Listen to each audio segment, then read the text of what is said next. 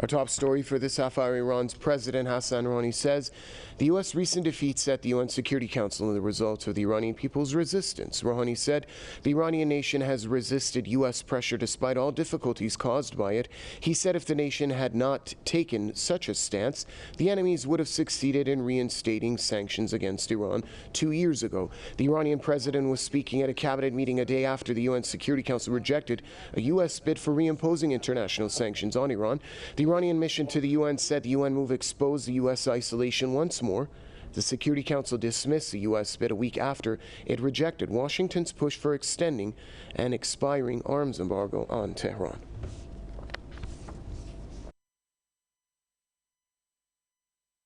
The United States foreign policy toward Iran hit yet another roadblock on Tuesday as the president of the United Nations Security Council said the body will not take further action on Washington's move to restore international sanctions on Tehran. In my view, there is no consensus in the Council.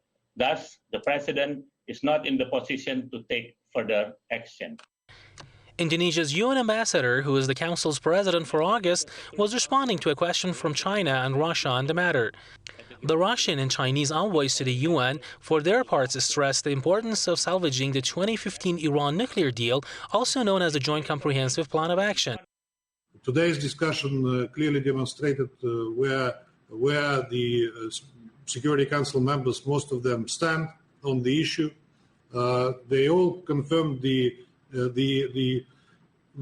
paramount need to preserve the JCPOA. Whatever the United States says, China is determined in defending multilateralism, in defending JCPOA, in defending the non-proliferation regime, and also in defending the peace and security in the Middle East.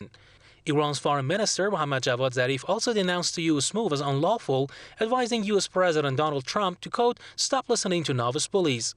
Last week, U.S. Secretary of State Mike Pompeo said he triggered a 30-day countdown on a return of all anti-Iran UN sanctions removed under the JCPOA. Shortly after the announcement, however, 13 out of the 15 members of the UN Security Council rejected the U.S. call as void. They said Washington is in no position to invoke the snapback mechanism as the White House withdrew its participation in the deal 2 years ago. Pompeo's announcement came days after the UN Security Council rejected a U.S. draft resolution to extend an arms embargo on Iran. The resolution, which was shortened and simplified in an apparent attempt to garner more support, couldn't get 9 out of 15 votes to pass. In fact, 11 members of the Council abstained, including France, Germany, and Britain, and 2 voted against. In a disappointing session for Washington, the U.S. and the Dominican Republic were the only yes votes. Iran's President Hassan Rouhani has highlighted the U.S. recent failures in the Security Council as a great diplomatic achievement. We were able to stand against the U.S. at the UN Security Council, which is a superpower and a permanent member of the Council, and successfully managed to stop it from passing a resolution on extending an arms embargo on the Islamic Republic. The U.S. put the resolution to a vote, and only one other country supported it. This was a great diplomatic achievement for Iran. Since unilaterally withdrawing from the Iran nuclear deal, the U.S. has been following its so-called maximum pressure campaign by reinstating sanctions on Iran and demanding others to follow suit.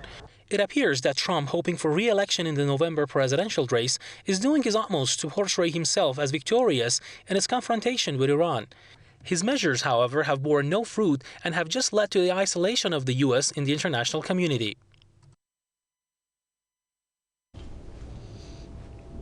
Well, joining us now from Ontario, we have political commentator Jason Unruhe, who's here to offer us more insight on that story. Mr. Unruhe, first of all, walk us through the recent comments made by the Iranian president. Well, I think it's very clear that the statement is correct. Everything the United States has done to try to damage Iran, to foment regime change, as a strategy of first destabilizing society through economic means, and then the resulting social unrest as a result would therefore then force what they called the regime change strategy. However, that very clearly has failed in this case. The United States has done, frankly, almost everything that they possibly can to Iran without actually invading the country in order to cause that kind of destabilization and social unrest. All of it, as the news package says, has borne no fruit. Now, the United States really has no ground on which to stand to even claim that they have any right to demand a snapback of any sanctions. The United States very clearly announced that they were leaving the JCPOA several years ago. They made that clear. They said it loud and proud. U.S. President Donald Trump called it the worst deal ever. He left it. It was very clear. They have no right to make any claims under an agreement that they have already left. However, that doesn't seem to be the way that the United States sees it. As long as they wield the global position of power that they do, they will continue to make demands. This is about getting what the U.S. wants, and that is about harming Iran. They have no legal leg to stand on, and they certainly have no moral ground to stand on, yet they will still continue to pound their fists on the desk and demand to get what it is that they want. Mr. Unruhe, it was pretty obvious that Russia and China would oppose the deal. Even the Europeans were against this bid and this push by the United States. Just how isolated is the U.S. now with regards to its Iran policy? Frankly, the United States finds itself basically standing alone. The only country that voted with them is one that basically they control through economic means, through the general way, neocolonialism of imperialism. But in terms of what they call the global community, that means the standing first world countries, they are not supported by anyone. Everyone, particularly the European signatories to the agreement, are tired of having to deal with this situation. They see no reason to have to compensate for the loss of the U.S. from the agreement when the U.S. should never have left to begin with. And this has been a very sore point for them, something that they have very much dragged their feet on doing. They've been very slow to start the INSTEX, to provide any kind of compensation for the loss of the U.S. because they don't want to.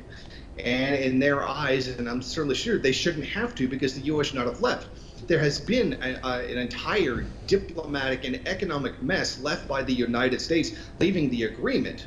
And it has been these European signatories to some degree or another that have had to try to deal with the mess. They have all made it very clear that the U.S. should never have left the agreement, that it should have remained in place, and everything would have returned to its relatively stable political situation, as stable as it's ever going to be as the U.S. continues to project its influence on the Middle East. Thanks a lot, political commentator Jason Unruhe, joining us from Ontario.